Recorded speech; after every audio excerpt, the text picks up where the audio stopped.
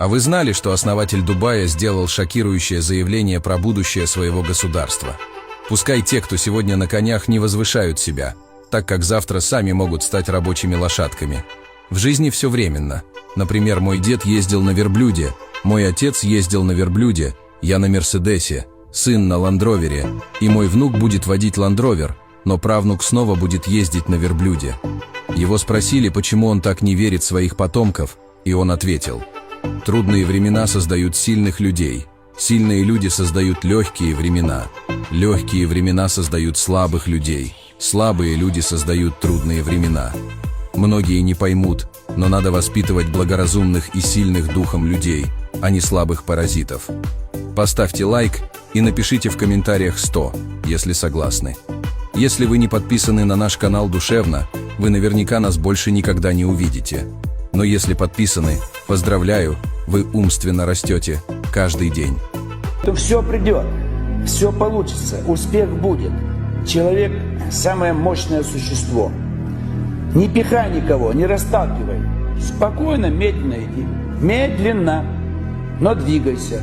И обязательно успех придет. А вы знали, что когда у 60-летнего миллиардера спросили, как он им стал, он сказал: правило номер 1. Если хочешь покупать вещи, несмотря на ценник, работай, не глядя на часы.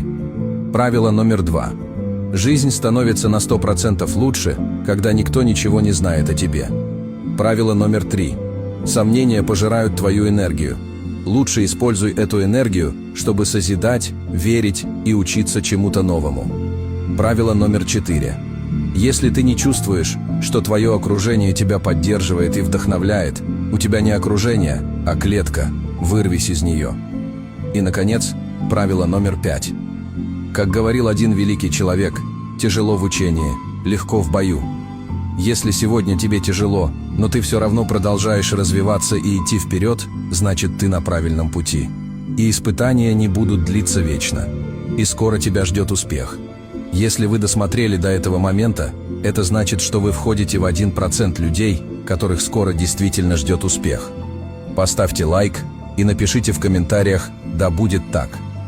Если вы не подписаны на наш канал душевно, вы наверняка нас больше никогда не увидите. Но если подписаны, поздравляю, вы умственно растете каждый день.